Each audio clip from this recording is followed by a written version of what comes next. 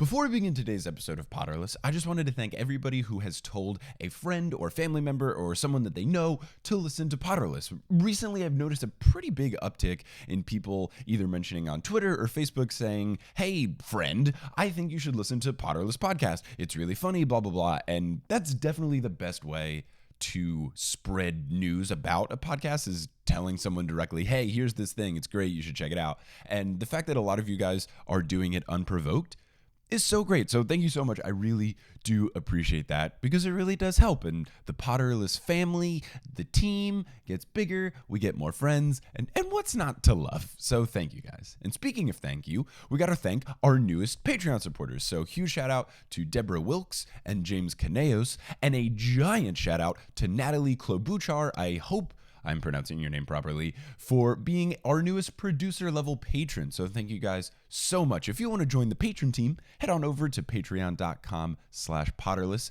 You get bonus content in exchange for donating to the podcast, and all of the money goes back into the podcast. I recently just bought a little upgrade to the audio system so it can make it sound even better. So thank you guys so much. I really do appreciate it. Today's episode is absolutely hilarious. It's easily one of the funniest episodes that I've put out. Unfortunately, the audio didn't come out super well on Sydney's end.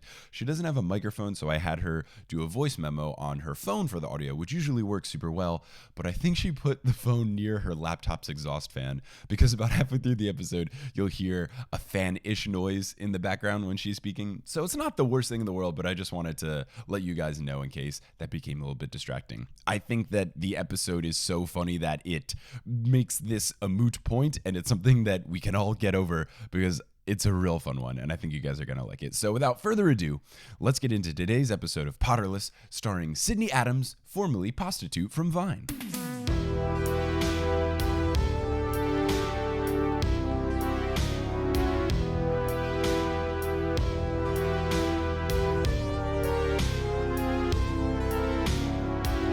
Hello, Internet. Welcome back to Potterless, the tale of a 25-year-old man reading Harry Potter for the first time. I'm here joined with repeat guest, Sydney Adams, formerly of Vine fame, but last time she was on the podcast, Vine was alive and thriving, and now it's super dead. So Sydney Adams is here. Sydney, how are you? How's life? I'm great. It's good to talk to you again, considering the last time that we talked was this actual podcast. So we're the best of friends. We're good friends. We're very close. We like each other's tweets and Instagram posts. We watch each other's snaps. It's a very serious friendship. It's very serious friendship. Someone would be like, "Oh, why has Sydney been on 12 episodes of Potterless?" It's like, well, it's the only time I talk to her. So that's the only way that we catch up, and it's the only way we hang out now. It's like I just have to keep. Yeah, the only thing we have in common is just making fun of teenage wizards and just like, oh my god, so dumb. Yeah, right. We are now recording the second time. We'd recorded before. Sydney had a great bathroom setup where you had your laptop in a sink pointed at a super upward angle. Now it's like roughly more normal. I grabbed some Harry Potter books to keep on theme, and now my computer is propped up, and it's not looking up my nose, it's looking directly at it. Beautiful. Perfect. Oh, man. Well, speaking of noses, there's a guy here who's got no nose in these chapters, and his name is Voldemort. So let's talk about chapters 31 through 37 of Harry Potter and the Goblet of Fire. Would you have told me before is your favorite book of the series? This is my favorite Harry Potter book, actually. So super super soaker. That was a Freudian slip. I was super stoked when you asked me if I wanted to do this book, because I was like, yes, my favorite one, and you give me some chapters with a lot of action, so that was my thought process behind it. Was like the last time you were on the podcast, literally nothing happened. Like nothing happened at all. I think made it work. We still talked for so long. I feel like the most action-packed thing was like Harry found the diary, and that was like the most action. It was like Harry finds a book. I was like, no way. And now, like in these sections, like a million things happen. People die. There's a plot twist, which the plot twist then has a plot twist, which is like some crazy M. Night Shyamalan shit. No, it's so crazy dope. J.K. Rowling shit, my friend. True. She goes above and beyond. So let's kick it right off with chapter 31, the third task. Hell yeah. So Harry tells the squad what happened in the previous chapter, as he does always. Every chapter either begins or ends with Harry telling Ron and Hermione what happened. Yeah, he's just gotta catch him up. Yeah, exactly. He's like, I don't know if you heard about this because we go to school together and you're my best friends and we talk all the time, but this is what's happening to me. And they were like, we know, we were there. Oh, yeah, cool. So Hermione is super pissed about Rita Skeeter. Right, who wouldn't be? I mean, exactly. Hermione is really mad about Skeeter, and she's trying to think about what Skeeter said in The Three Broomsticks, which is, quote, I know things about Ludo Bagman that would make your hair curl. So, first of all, Hermione's hair is already curly. True. Also, Ludo is the name of one of the puppets from David Bowie's Labyrinth. So I just pictured a giant like puppet being a wizard this whole That's chapter. super dope. Anyway. That's so good. To catch you up on where I am based on the episodes, the previous episodes that I recorded, I am 1,000% convinced that Ludo Bagman is behind all of this stuff. Plot twist, or spoiler alert, not him at all. He has nothing to do with anything. He is the most minor character. For the past like 6 episodes, I'm just like, oh, it's totally Ludo Bagman, and here's why. I've been giving reasons and theories and all this stuff, and now it makes sense why everyone has kind of like held back laughter when I've told them like it's gotta be Ludo. I was like, did you start a conspiracy blog where it's like Ludo Bagman's the most important wizard in the Harry Potter series? I just really thought it was gonna be him because like Barty Crouch is just like this, Barty Crouch Senior is this like super easy red herring where it's like, okay, definitely not him. And then they keep like throwing Ludo Bagman in very gingerly occasionally. And it's very much taking the shape of like some of the other plot twists that happened in the first 3 books. So I was like, oh, it's gotta be him. So J.K. Rowling fooled me again. Also, can we talk about the fact that Rita Skeeter is Harry Potter's Perez Hilton? Oh, whoa, that's so good. Like she's just annoying. She's the worst. She really is the worst. She's a gossip monger. She's always trying to get them celebrities in trouble. Leave them alone. Also, Harry's a 13-year-old boy, so couldn't he technically sue her for like libel and slander as a minor? I don't know. These are just thoughts. Well, the wizarding judicial system, not the strongest. Yeah, they kind of just tie someone to a chair and they're like, you used magic. And they're like, I'm sorry. I'm sorry. And then they have the truth serum and they're like, but we're not going to use this in court because it's unreliable, but we're going to use it later. And then we're going to send you to prison for the rest of your life in a super scary castle. Because of a gut feeling. Because of a gut feeling. We're like, this guy seems sketchy. All right. So all caps I wrote, oh shit, I knew it. It's Bagman. Definitely not Bagman, as you learned later. So Harry's about to go to bed and he walks by Neville's bunk and he feels sad. He wishes that Neville got more sympathy, which is completely valid. You know. He kind of feels bad. Yeah, but he gets hot in the movies, so he's fine. That's what I've been saying the whole time. It's like, yo. They had to give him that one. As like, he might suck, but he becomes super attractive, so it's fine. Like, everything's okay. Yeah. Oh, man. Throw it back to last episode when you said you were going to marry Neville, but you didn't know the actor's name. Oh, I still don't know. I was going to look that up after that episode, and I just completely I think you forgot. looked it up during the episode and then said it and then probably forgot it immediately. It's just one of those like tip of the tongue things always. I'll never actually know the answer. Like, you know, the actor who played Neville. Sure. And then everyone's always like, oh, the one who got hot, and you're like, yup. Yep. Your voice memo's recording, right? I just thought to ask to make sure. Yeah, it's recording. Okay. Okay, cool. So Harry then realizes that Voldemort is the root of everything. Yeah, root of all evil, man. All of this bad stuff that's been happening is because of Voldemort. So Harry, super pissed about Voldemort. But everyone's like, whoa, but he's not even back. And you're like, just you wait. Just wait.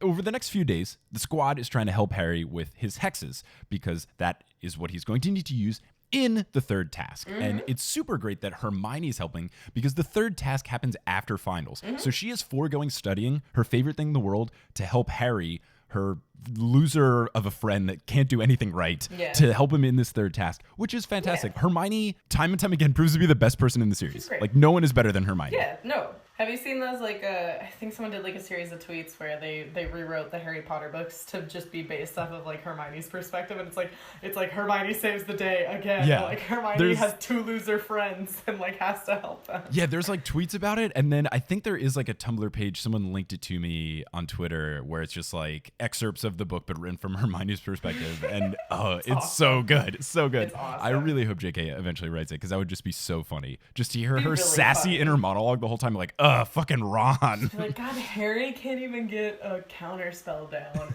What is he doing here? How did Wingardium he survive? Leviosa. It's so easy. Idiot. Hermione says, don't worry, because they'll at least get top marks in defense against the dark arts, because they never would have learned all these hexes in class. And here's my problem with that. If you don't cover them in the class, why would they be on the test? Yeah, one thing talking. So, like, if you're learning all this stuff that's not in class, you're not going to get good grades, or your final is a bunch of bullshit that asks you on stuff that was never covered. Either way, something is wrong. We went to college. Finally, bullshit. They are. You're just like, when did we learn this? Oh, we didn't. Great. We didn't, but you should have.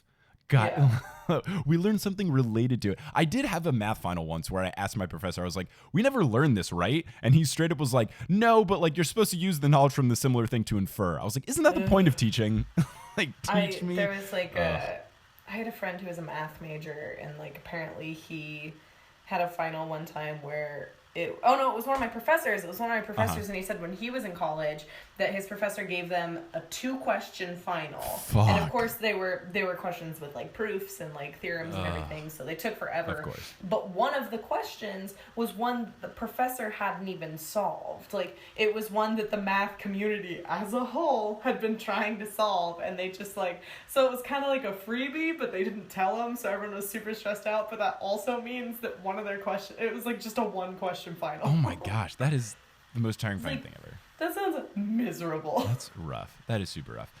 Oh, man. Anyway, Harry Potter.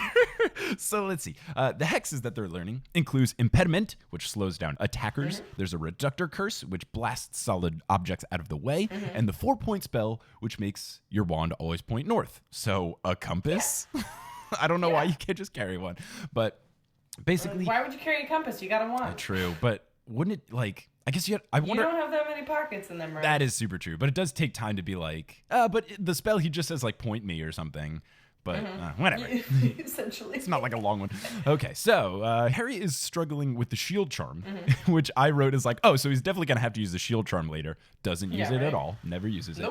So again, she's just trying to divert you, dude. She is. And the thing is, like, a normal person reading this book would not be upset about all this. Me, as someone that's trying to guess everything and be the most analytical, anytime there's like some sort of extra detail that doesn't mean anything impactful, I am livid.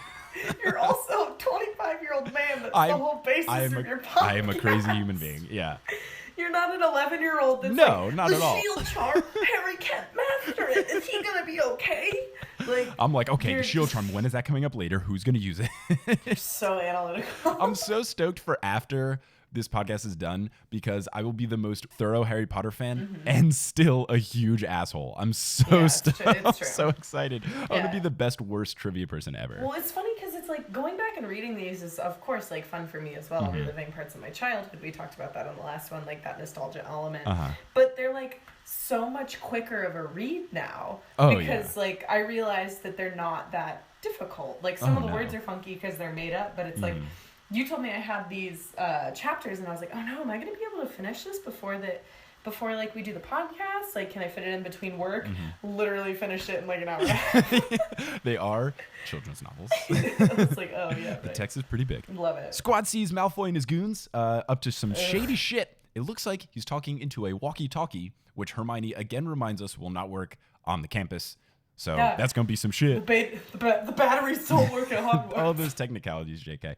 Sirius has been sending owls every single day, telling Harry to only focus on the task. Not suspicious. He's like, don't worry about anything else except not dying, which is very sound advice. Everyone's like, who's sending Harry all this mail? Can't possibly be someone who escaped from Azkaban. No way. Not that dog that he keeps hanging out with at... No, who's that dog? So breakfast the next day, Hermione gets the newspaper, and she and Ron try to get Harry not to see it. But then Malfoy starts talking shit, as per usual, and Harry finally sees that the headline is, quote, Harry Potter, disturbed and dangerous, which I think should be the next Fast and Furious movie. The disturbed and the dangerous. I was going to say, that's just like the tagline of my memoir. Yeah, Sydney Adams, disturbed and dangerous. And then when we write the second one, it can be Sydney Adams, too disturbed, too dangerous. There is no better sequel title ever than Too Fast, Too Furious. They just got tired. They got so after the tired. second like, one. What do we call it was this the second one. Faster and Furiouser? No, that's not good English. How about Too Fast, Too Furious? Perfect. I like that they keep trying to throw puns in it. Like Fast 8 was the fate of the Furious, but it was the F8 fate. I really hope that they call the next one just Fine. Because it's the neither, like, fine. Like, it's another one. Fast 9. Fine. So basically, the entire article is about Harry collapsing and having pain due to his scar. Yeah. It also contains Malfoy ratting out that Harry can speak Parseltongue, which is like, there's no reason for him to do this except to be a piece of shit. Malfoy snitches get stitches? Not right. Man, Snitches Get Stitches, the name of my future Quidditch that's podcast. What your podcast should have been called. No, that's what I'm going to make. I'm not joking. I'm going to make a Quidditch only podcast with my friend Johnny called Snitches Get Stitches, where we analyze it as a sport. Like, is flying physically challenging? Like, do you have to work out to be good at Quidditch? Yeah, right? Is it though? I think you just got to play a lot of video games. It's all hand-eye coordination. Pretty much. The article also refers to Voldemort as you-know-who, which I think is a lamer version of He Who Must Not Be Named, even though it's less wordy. It's like, you-know-who just sounds so... Just call him Voldemort. Can we just... No, that was like a whole thing. You can't say his name. They haven't explained why yet, but I think that happens later. That's a thing. I think it gets explained later. Apologies. I am a big Harry Potter fan, but I'm fuzzy on all of these. Yeah, I think it happens in the 5th book because now Voldemort's back. Yeah, you're right. Because it's something like he can sense when someone says his name and he'll just like pop up out of nowhere. Oh, that's super fun. Okay. Just like my ex-wife. Oh man, good old Rebecca. Rebecca Black. Oh, throwback. Oh it's man. Friday. Anyway. So the article also cites him being friends with a werewolf and a giant, saying that that's dangerous, which is super racist. And it calls for Dumbledore to prohibit Harry from the tournament, which I think is great, seeing that task number 3 starts today. Again. Perez Hilton. So Ron and Harry are most concerned with how Skeeter knew that Harry had the scar hurting in divination because he was in class at the top of a tower with the windows closed. So they're super confused about how she would know that, which you learn about later. So Hermione is talking about trying to figure out the bugging situation. She runs her fingers through her hair, then mimics a walkie-talkie, says she has an idea, and runs away. And at the time, I was like, I know this is some shit, but I don't know. And then on the 4th to last page, they reveal exactly what it was. And it's so good. It's so good. Very proud of JK. We're not there yet. No, we're not. We have 6 more chapters. I tried to predict it. I've said, is Malfoy somehow hooked up with a magic walkie-talkie equivalent to give Skeeter the scoop? And that is super wrong. Skeeter the scoop. Super wrong. Goodbye. Every time I say Skeeter, I always think Skeeter from Doug, and it makes it way more fun. Like, imagine if he's like writing articles like, ha ha, and then... Oh, man. Oh, so Hermione goes to the library to confirm whatever her theory is. That girl loves books. The final starts in 10 minutes. Her final starts in 10 minutes and she's going away. She is so dedicated towards hating Rita Skeeter. It's impressive. I love it. So Harry is exempt from all his finals, which is dope.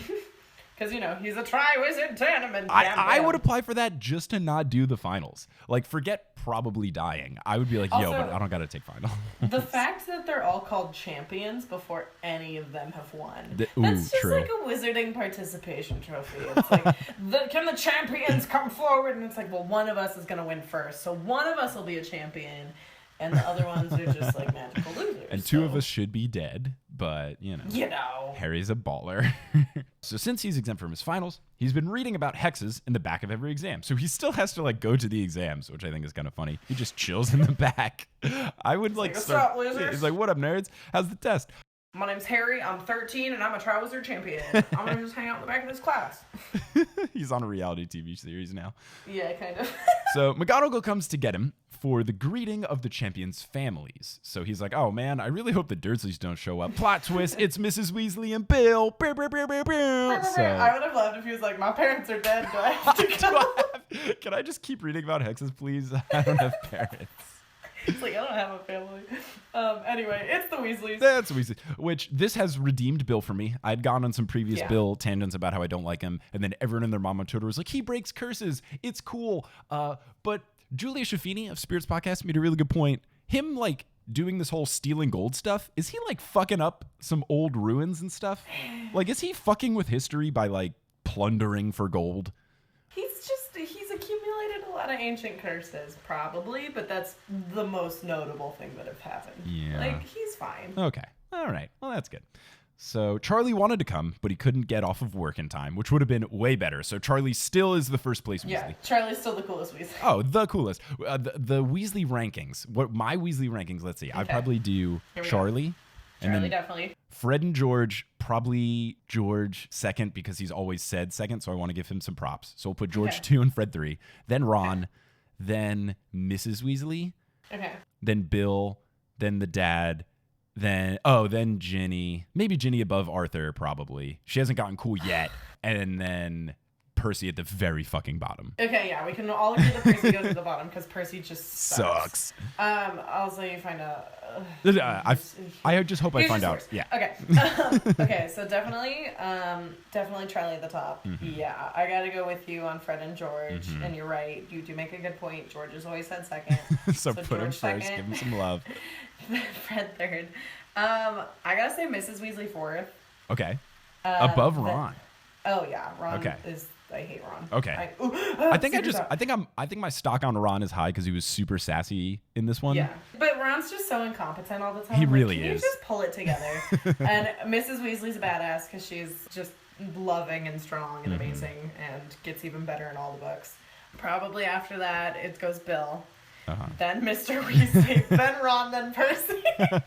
Wait, where's Ginny? Because Where's Ginny? Ginny. Oh shoot, Ginny.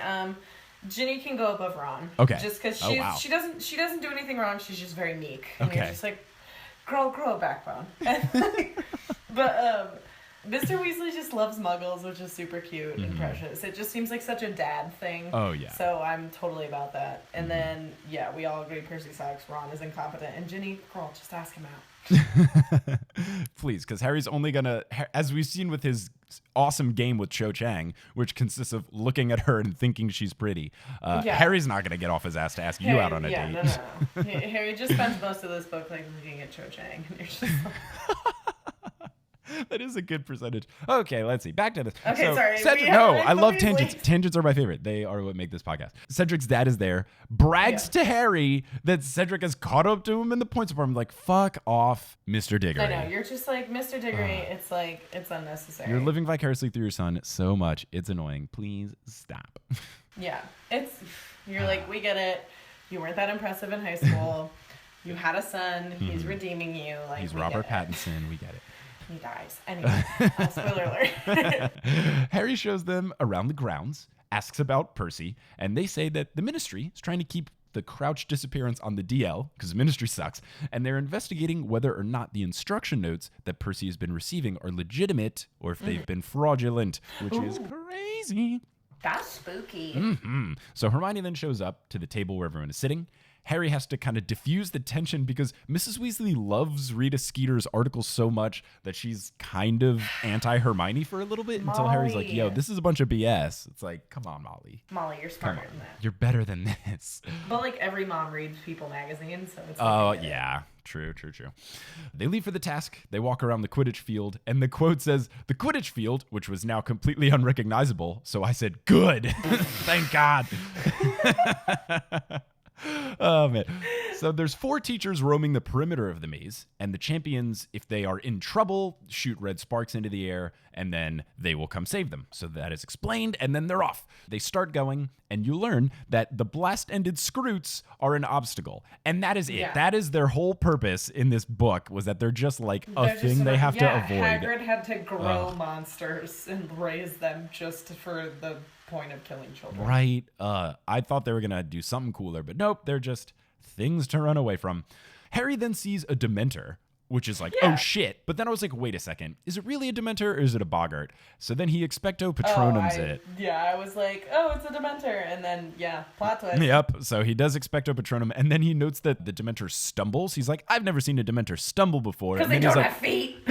Yeah, exactly. He's like, wait a second, you're a Boggart. So then he does Ridiculous, and then it, unboggarts or whatever, and then it goes away. So Harry then continues through the maze, and he sees a lot of mist. And he tries to use Reducto on it like an idiot. Yeah, because it's mist. It's mist, you fucking loser. He's also a 13-year-old boy. I think he's 14 at this point, right? Oh, shoot, or is he 13? Is he 13? Well, he's 13. He turned 10 at the beginning of 1, turned 11 in 2, turned 12 in 3. So yeah, he's 13. So that's fine. I think back to my own 13-year-old self, and I'm like, there's no way. I couldn't have done any of this. I was the worst human in 7th grade. There's no way I could have done anything. Oh, shoot. Were you in 7th grade? When I was 13. 13? What was I? Yeah, then I was in 7th grade. Well, that's me thinking that I would be in a different age. But you're older than me, so it's like, yeah, like... we were in 7th grade at different times. Jesus Christ. I still had braces in 7th grade. I had just gotten them in 7th grade. Harry Potter would have been so much more amazing if someone had braces. There's no wizard spell to fix teeth. That would have been good. He's like, I can't concentrate on my magic. I just got my jaw widener. Yeah, I have to wear headgear. Oh, man, it's so bad. I got spacers. Oh, God, those sucked. Can you imagine trying to do like spells with like rubber bands holding your mouth shut? And you're like, oh my gosh. Stupefy. Oh, that'd be so good. That dueling scene so much funnier. And Harry's speaking in parcel tongue, but it has like a braces lisp to it also. Jesus. So he's like slithering around, but also like the whole time. Or speaking parcel tongue with braces. Oh, man. So Harry then hears Fleur Delacour's scream. So he's like, fuck it, I'm just going to run through this mist. And then when he does, the world turns upside down, which is like, what the fuck is this mist? And you're just like, wow. And it's never explained what it is. Not at all. Nothing at all. And he doesn't ask anyone. He's just like, this is weird. He's like, yo, what was that weird, crazy golden mist that like turned my whole world upside down, but not in the fun way? No, Harry would be such a better wizard if he just fucking asked people questions. But he refuses to. So he's upside down and he's freaking the fuck out. And he's like, all right, I'm going to try to take a step forward and see what happens. And once he does, everything's normal again. So this mist is like stupid ass shit. Like the weakest curse ever, where it just like fucks you up unless you decide to move. Then it's like, okay, never mind. Like you've passed my test. So while trying to save Fleur, Harry starts to get some savage thoughts when he realizes that he doesn't see any red sparks. So he's like, ooh, maybe she's in trouble. Ooh, maybe I'm close to winning. One champion down. What if I won? All that kind of stuff. Yeah, just selfish stuff. But then he's like, no way. I got to save her. So he confronts a blast-ended Scroot, which is now 10 feet long, which is absurd. Terrifying. I would just, if I was in this test, I'd be like, nope. And I would run out of the maze. I'd be like, fuck that shit. Yeah, I was like, I don't even know what I'd do if I saw a human 10 feet tall, which is impossible. No. And that's like, I couldn't. In 7th grade, you're probably like 5 feet. That thing is twice as large as you. Fuck that. Fuck that. And it's got like pincers and a butt that explodes. Fuck that so much. So Harry hits it with Stupefy, but the armor reflects the spell, so he has to dodge his own thing. So there he hits it with Impedimento once on the shell, bounces back, but then he finally gets under it and puts it on the fleshy part, freezes in place. So then Harry just runs the fuck away. He's like, bye. He's like, I'm getting out of here. So then he overhears Crumb using Crucio on Cedric, which is fucked and you're like, up so much because that's a unforgivable curse. We're like, we'll give you 3 rules. Don't do them. Yep, pretty fucking simple. Don't do the things. So I got super mad because I was like, I've been defending Crumb also in the past 6 episodes where I'm very mad that the movie didn't portray him well. So I got super mad. I was like, Crumb, I trusted you. How could you do this to me? Harry burns a fucking hole in the hedge of the maze, which is like, yo, why didn't you just do that all the time? Yeah, you just could have just been blasting it this whole time and running just through. Do that every single time. It's like, gotta go northwest. Yeah, pull your little compass out and then just light everything on pew. fire. Like Smokey the Bear says, only you can cause forest fires, and he's gonna cause them. True. So Harry goes through, climbs through, and he sees Cedric like writhing in pain. So he hits Crumb with Stupefy, and Cedric then comes back, and he wonders if Fleur's scream was a result of Crumb too. So they're like, all right, we should try to figure out what's going on. Yeah. He suggests they do the red sparks so that Crumb won't get eaten by the Scroot, and then the teachers can get him safely. So they do that, and then they start to run. Now, here's my thought. Like, shouldn't the teachers have some sort of way to see what's going on so that if someone's like about to get murked, they can like jump in? Like, I feel like the red spark thing isn't the most foolproof of system. Yeah, why is no one chaperoning this maze? They're like, we'll walk around the outside. Also, if you die, if one of these things attacks you and you're dying, like, you're not going to send up red sparks. Yeah. The other thing is, Harry and Cedric, Harry doesn't care about winning this at all. He just wants to not die. If I was Harry, I would go to Cedric and be like, look, I'll do this whole thing with you and let you grab the cup. I just want to, like, not be alone, and you probably don't either. And why don't we just team up? Like, I don't get why that never happened earlier. They run away, And also I'm like trying still to defend Crumb. I'm like, maybe Crumb knows about the port key and he went to an extreme measure. And I was like, no, why wouldn't he just use any other spell? Like he wouldn't use Crucio. So I was like, this is dumb. Harry runs into a Sphinx. A sexy landlady. Yeah, I just wrote all caps. What the fuck is happening? You know, it's a magic world. So I wrote in my notes, quote, is this fucking Egypt? Is it going to ask him a puzzle? And then the next thing is like, I have a puzzle for you. So you're like, God damn it. The Sphinx says that the fastest way is through me. You can still go around me, but it's going to like be annoying. So you're going to want to get this puzzle right. It's like, if you answer wrong, I kill you. But you can turn around and walk away right now. Yep. And Harry's like, I think I'll answer the riddle. Well, yeah, it was like basically it's like, I'll read you the question. You can choose to not answer and just say nope and turn around, or you can try to guess, and if you're wrong, I'm gonna attack the crap out of you, which is great. It's like Final Jeopardy if you got to see at least the question, and then you're like, no, I'm not gonna bet all my money. I don't know when Puerto Rico was annexed. Russian roulette Jeopardy. Alex Trebek kills you if you answer Wait, wrong. what if the Sphinx was Alex Trebek instead? It's like, oh god, I just think of that SNL sketch all the time. Oh yes, where it's like someone playing Sean Connery. Oh and yeah, just going, just fuck it, fucking Trebek. So good. Anyway, so let's see. So here is the riddle in quote.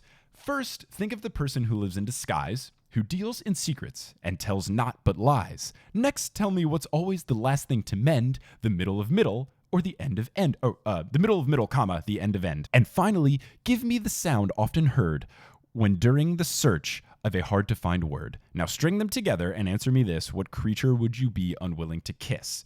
So Harry's first thought, he's like, well, I wouldn't want to kiss a blast-ended scroot. I'm like, Harry, did you even listen to the riddle? I just ran into one of those and that didn't seem good. The quote from the book is, quote, Harry thought he wouldn't want to kiss a blast-ended scroot, but something told him that wasn't the answer. Yeah, how about the whole fucking thing? How about the riddle she just read you? And then he asks for it. He's like, can I get it a little slower? So good. So when I got to this riddle, I was very excited because the last time there was a riddle, they didn't let you solve it. When there was like the drinking potions of the key thing, right away they're like, one of the potions was gone, so they couldn't solve the riddle. And I was like, oh man, I wanted to figure it out. So when I got to this, I closed the book and I was like, I'm figuring this out. So you're like, this is my destiny. Yeah, I was like, I got to figure out this riddle for a 13-year-old because I wanted to see like if I was here, could I have done this? I tried to do the same exact thing. Someone that's always in disguise. I was like, well, that's a spy. And then I was like, the only creature that starts with spy is spider. And then the next two clues was like the middle of middle, the end of end. Middle letter of middle is D, end letter of end is D. Spy, duh. And then the last thing, which thank God Harry's British, because it's what sound you make when you're looking for a word. An American person would say or but a British person goes so it's Oh my god. Yeah, man. You're like, and he's like spy, and then he's like spider, and you're like, good job. Yep, good job, Harry. My favorite thing about this is imagining he's Ron. 13. Yeah, well that. But imagine Ron in this, not even thinking about the clue. He just like right away, he's like, well, I wouldn't want to kiss a spider because I hate them. And it's like, correct. You passed. She's like, go on. Oh man. So I got it right, and then I wrote, I'm a genius, and then in parentheses, or I'm 25. Both applicable. Both. So Harry gets through, he finally sees the cup, and then he sees Cedric jump in front of Harry and starts sprinting. And Harry's like, all right, that's fine. I don't care too much anyway. But then he sees something big approaching out of the corner of his eye. And he's like, Cedric, look out. And he dodges just in time. And it's a giant spider. Yeah, you know. So Harry uses Stupefy, but nothing really happens. It picks Harry up and like shanks his leg, which sucks. It's like about to eat him. But then Harry uses Expelliarmus, which I didn't know could be used on someone not holding a wand. But technically... Yeah. Technically, it does disarm him from the spider. It's disarming anyone. Right? So then he stupefies its underbelly at the same time as Cedric, so their combined spells work. Heck yeah. And the spider is thus stupefied. So Harry's leg is destroyed because it got like shanked by the spider, and then he fell 12 feet down, so it's like... Again, where's the teacher? His leg is super broken. Harry then tells Cedric, he's like, yo, Cedric, grab the cup. It's right there. You were in front of me. Like, you deserve this. So then Cedric and Harry have this, like, pissing contest of being nice where they're trying to... like Cedric's like, no, I'm the most chivalrous. And then Harry's like, no, but of course, after you. Like, they're trying to justify why the other person is actually nicer than them about who should get it. And immediately I'm like, just grab it at the same time. And then they finally think, oh yeah, we should do this. Can we talk about for 1 second? I wrote this down because it was so important to me. There's a part in the book where, so they're deciding this, and they're like, I don't know who should do it, or like, I don't know who should do it, I don't know who should grab it. And it says, he stepped over the spider's tangled legs to join Harry, who stared at him. Cedric was serious. He was walking away from the sort of glory Hufflepuff House hasn't had in centuries. Yes. So just like a straight dig to Hufflepuff House, because they're just like, listen, Hufflepuff has sucked forever. So Cedric could have totally redeemed himself, and he doesn't. Centuries. Earlier in this book, they mentioned that Hufflepuff beating Gryffindor at Quidditch in that one regular season game was like the best thing to happen to him in the last 50 years. It's like, oh my God. Hufflepuff I feel so bad for them. They're just happy to be there. They're nice people. They seem great. My girlfriend's a Hufflepuff. A lot of my friends are Hufflepuff. My secondary house is that. They seem awesome, but J.K. Rowling just shits on them so much. It's like, so why? Funny. It's so funny. Dumbledore even shits on them later in the book, too. Oh, I know. It's great.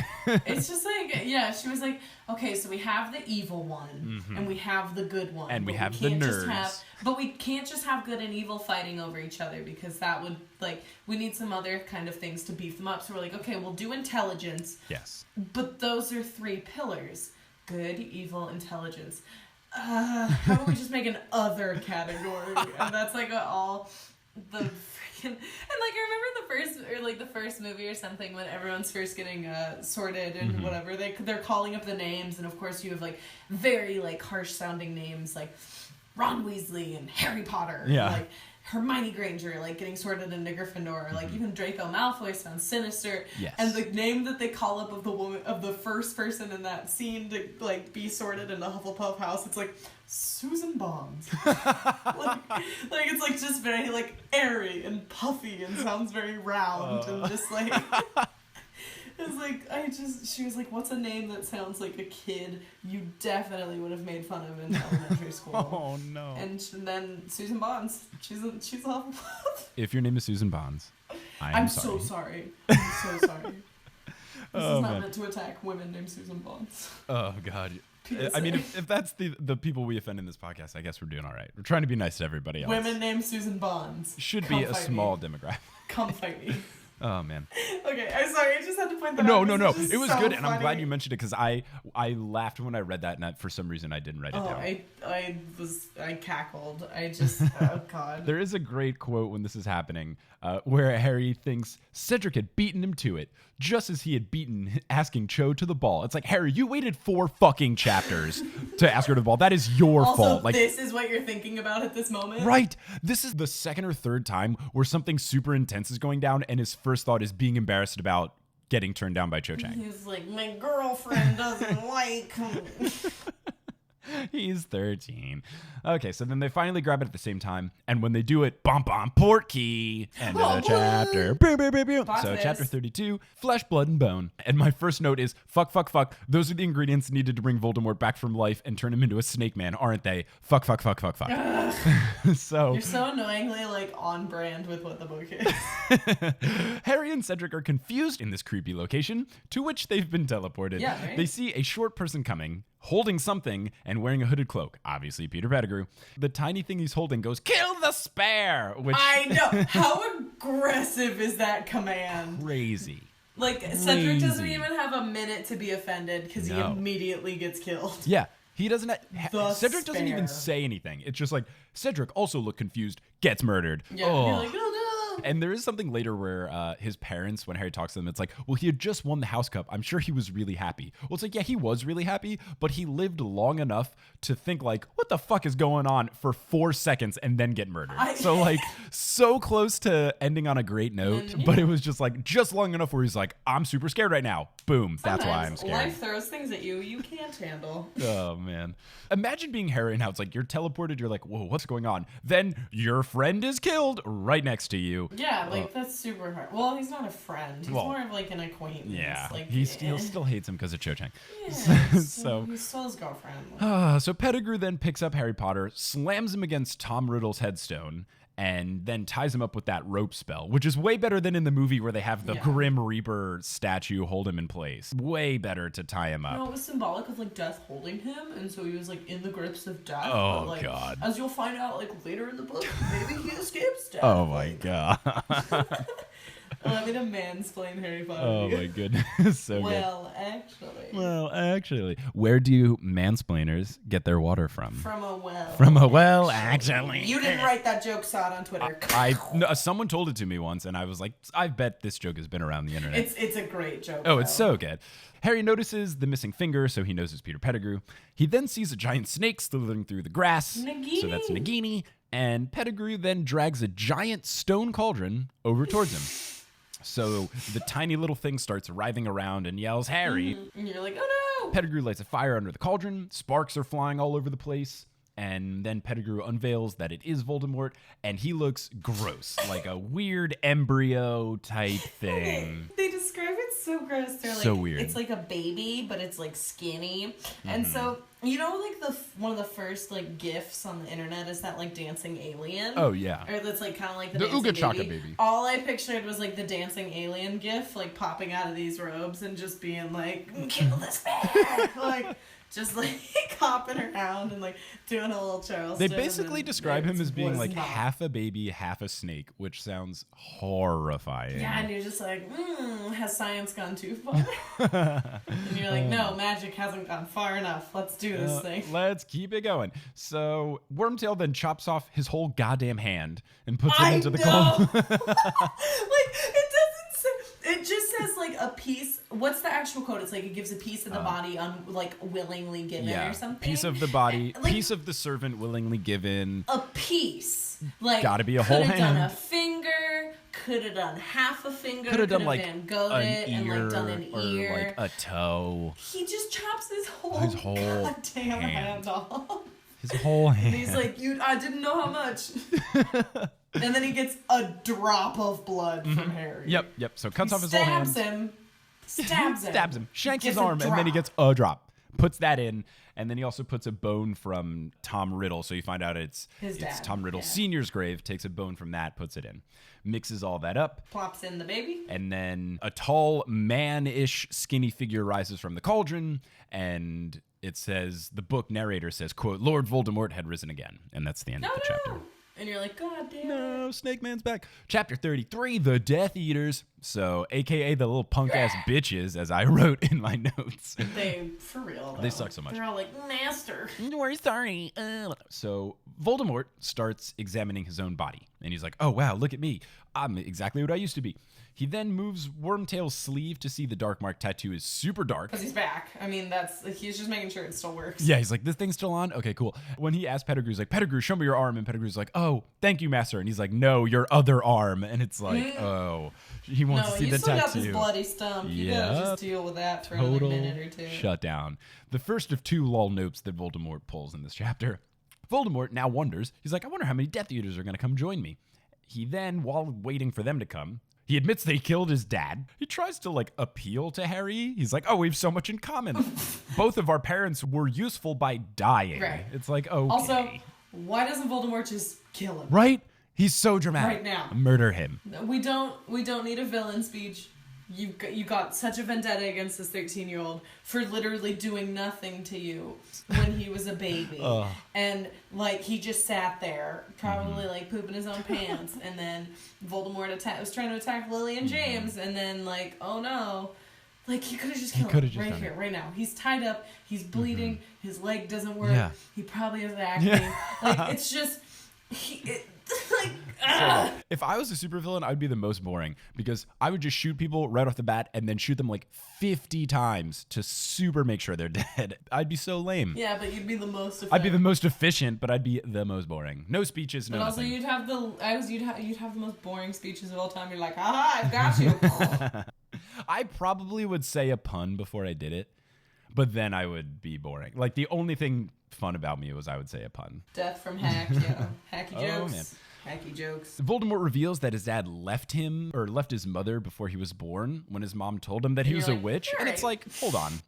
Why didn't your mother tell your father that she was a witch pre-getting pregnant? I feel like that is pertinent information. Seems like first date topic. Like, yeah, seems like a dick move by his dad, but also a dick move by the mom. Like, they both suck a lot. Yeah, listen, like, secrets, you should not keep secrets from your partner if you're trying to open communication, so that way your child doesn't become an evil overlord in a magical wizard kingdom and set out to kill everyone. Like, this is just a PSA to new parents. Pretty much. Be honest with your partner. So, let's see. A bunch of hooded and masked wizards apparate in. These are the Death Eaters. Voldemort at first praises the Death Eaters, but then is like, psych? Where the fuck were you guys? Like, back then you didn't want me. Now I'm hot, you all owe me. And yeah. So it's just a massive roast. Like, it's just like... It really does. What if it was like a rap battle? Like, Voldemort's just like roasting every one of his Death Eaters, but like a sick beat. I thought Voldemort was going to murder all of them, which would have been super power like, play. Would have been dope. Yeah, but then like he wouldn't have any followers back because he only had those 13 people. Well, everyone else is in Azkaban or dead. That's right. He's like, listen, thought it was more popular than this. A lot of you guys said interested on Facebook, but only 13 showed up. You guys all put you were going. This guy Avery runs up to apologize, and Voldemort uses Crucio on him. Super sad. He's like, fuck this guy. And as he's doing more things, I'm like, shit, I kind of like Voldemort.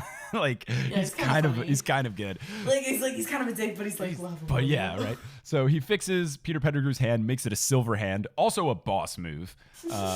And then Lucius Malfoy is there, which is like, oh baby, like finally confirmed.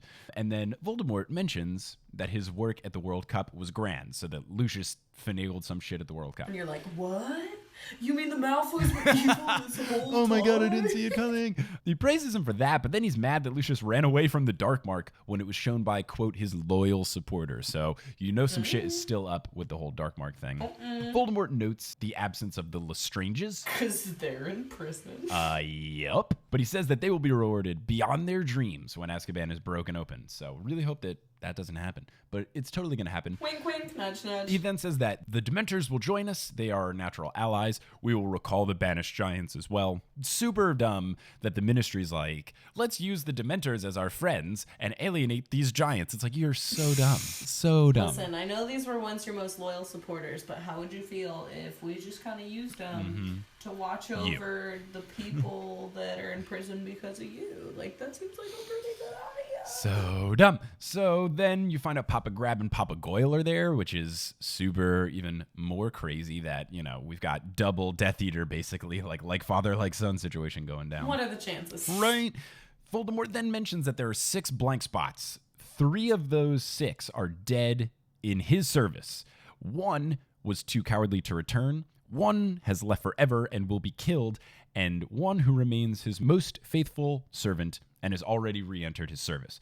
So my guess is that the cowardly one is Karkaroff, the left forever is Snape, and the other one I was like, Ludo Bagman? Turns out not to be Ludo Bagman. Ludo was never this He important. never is, never will be. Never So will be dumb. ever, I'm yeah. so... I don't even think they put him in the movies. Oh no, he wasn't. He was not in the movies. It's like I definitely think He wasn't at all because he's so fucking insignificant. I'm the dumbest person on earth.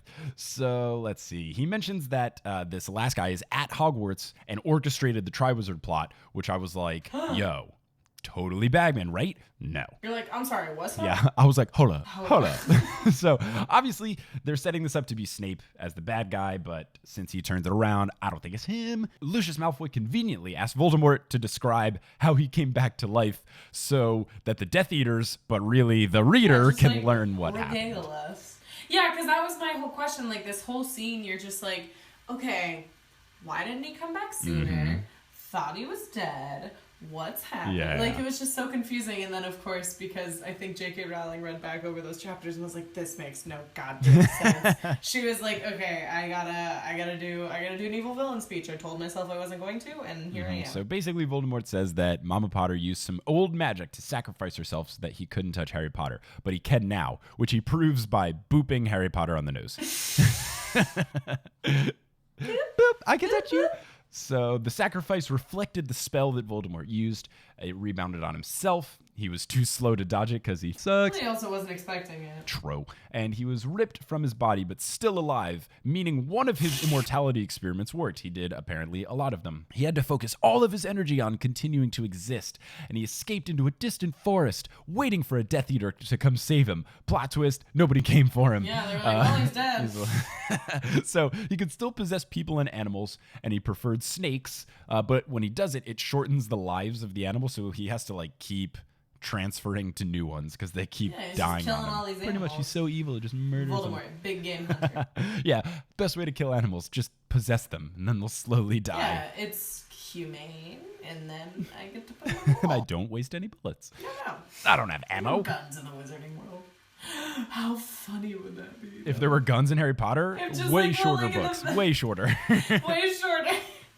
Like the last book, the last final battle that you'll no get spoilers. to. Like, just like if instead of a magic battle, someone was just like, I Pew, found pew. this gun. So... Bam. He tells about the whole quarrel thing. He then describes the wormtail tail, zing, and apparently fellow rats told Peter Pettigrew about the Albanian forest where Voldemort was because hiding. Peter Pettigrew's the rat king. Yeah, I was like, oh, so all these rats are just like, hey, a bunch of my rat friends have been dying in this forest. Crazy. The rat king and the nutcracker. Oh, Peter Pettigrew. right. Wow, crazy. What a good crossover. It's crazy. So he describes the whole Bertha Jorkins thing, talks about himself in third person, which makes me like him less. I was like kind of on Team Voldemort, then he refers to himself as Lord Voldemort, and I was like, less cool. You're that narcissistic. Come on, man. dude. He then says that Peter convinced Bertha to go on a stroll with him into the woods, where Voldemort persuaded her to describe to him all the Triwizard stuff, and he had to use like thorough memory charms to do it. Yeah, fried her brain. Made her mush. So then he says he knew of a faithful Death Eater who would still be willing to help. Of course, I'm like, oh, totally Ludo Bagman. Not Ludo Bagman. No. Just keep I'm trying. like, come on. Like, It's gotta for be. the rest of the books, Come you're on. like, oh, it's Leo Bagman. He's just like, anytime you can sneak that in there. Oh, man. He couldn't possess her because of the brain stuff. Couldn't possess Peter Pettigrew because too high profile. So Peter helped him obtain, quote, a weak rudimentary body of my own, which is super suspect. And as Melissa and Nelly pointed out on a previous episode, like, could be an unborn baby, which would be... Right? Can you imagine? That's right. Like so possessing a freaky. pregnant woman or something, and then she, I have no idea what it is, but it's gotta I be. don't like it. Voldemort says he was willing to obtain his old mortal body before seeking immortality again. So this is the old immortal body stage. Yeah, perfect. Love it. Not as creepy or rapey. No, not at all. So he says that the ingredients were hard to get. One was already at hand. Was it not Wormtail? So Voldemort just used a pun, and I'm like, oh, fuck, I am so Team Voldemort. Like, oh, my, I literally wrote, oh, my God, a pun. My weakness. Do I like Voldemort now? Am I a Death Eater? She wrote that at 3 o'clock in the morning and was like, fuck it. Like, you have my word and my allegiance. You're like, that's it. All you had to do. So good. It turned me. Voldemort then mentions that he specifically wanted Harry Potter so that he could get some of Mama Potter's blood protection into him as well. So it's not just like a vendetta. It actually serves a purpose. So he notes that it was hard because Dumbledore had been planning the protection of Harry Potter ever since it fell upon him to take care of his future. So Dumbledore, a boss. Such a boss. Oh, yeah. So Dumbledore used ancient magic to where Harry Potter can't be harmed at Hogwarts by Voldemort. So like super nice. Merlin magic? Or I what? guess. That's all I can think of. Because like Merlin's from King Yeah, he's Arthur's pretty days, old. so- I could see it. Voldemort says he had to devise a plan using Bertha's information. Quote, use one of my faithful servants stationed at Hogwarts to ensure his name entered into the Goblet of Fire. So he says that, and I was like, please don't be Snape. And then he says, I would then use the same Death Eater to ensure that whoever won the cup would be transferred here by turning the cup into a portkey. And I was like, oh yeah, Bagman. Gotta be Bagman. Not Bagman. Gotta be Ludo Bagman. Voldemort uses Crucio on Harry Potter, which is like, dude, fight him like a man. Like, he's tied up, his leg is broken, he's 13, he's got kill acne. him. Like, don't use Crucio on him. Like, that's not cool. Just kill him. So he then goes into his villain speech, like you're saying, and he says, I'm going to prove my power by killing him here and now in front of you all. It's like, oh yeah, tough guy, kill a teenager. Like, woo. And then he's like, but I'm going to duel him because that's the gentleman thing to do. Yes. After I just shanked his arm, his leg is broken by a spider, and I just tied him up and used the Cruciatus curse on him. I'm gonna fight him like a man. Yeah, gentleman's duel now. Gentleman's duel starting now. Mm-hmm. So then he orders Wormtail to untie Harry, give him his wand back, and then is like, now we're going to fight. And that's the end of chapter 33. And that's the end of this first episode, Sydney. But don't worry, because we're going to do another one. We're coming back. But we got to pause it because who wants to listen to a really long podcast episode? No one. So we do. So we're going to call it here. But then we're going to keep it going. It's all more gay. But Sydney, thank you so much for joining, making fun of Harry Potter with me, and having a good old time with all the shit that's going down. Is there anything you would like to promote? Any social media kind of stuff going down? Follow me on Twitter, I guess. At Sydney Rachel, SYDNEY, because I'm not a goddamn monster. RACG. Oh, so now you hate women named Susan and Sydney spelled differently. Well, no, because Sydney with an I is the boy name. That's why I hated Sid from Toy Story so much, just because I was like, that is my name, but it is also How is the Australian city spelled? SYDNEY. Okay, so that's your favorite city in the world. Well, I've never been there, but it's that's my favorite joke is when I tell people my name and they're like, have you been there? And I'm like, no, I'm poor. Oh, no. I can't afford a trip there. Yeah, so follow Sydney on Twitter. But anyways, thank you so much for listening. And until next time, as they say in Harry Potter, Wizard on! It's not said. Potterless was created by Mike Schubert. It is hosted by Mike Schubert. It is edited by Mike Schubert. It is produced by Mike Schubert, as well as Leanne Davis, Griffin Meckelberg, Aaron Johnson, Erica and Calvin Bauer, Michael Vandersleigh, Sadie Bear, and Natalie Klobuchar. Web design by Kelly Beckman, and the music is by Bettina Campamanis. Thank you guys so much for listening. You can subscribe to us on any of your preferred podcasting apps. If you leave us a rating and review on iTunes, that really does help a lot. It helps more people find the podcast. And if you want to follow us on social media, you can head on over to facebook.com/Potterless. Twitter is @PotterlessPod. Instagram is PotterlessPodcast. And we also have a website, PotterlessPodcast.com. Thank you guys again so much. And until next time, as they say in Hogwarts, Wizard on!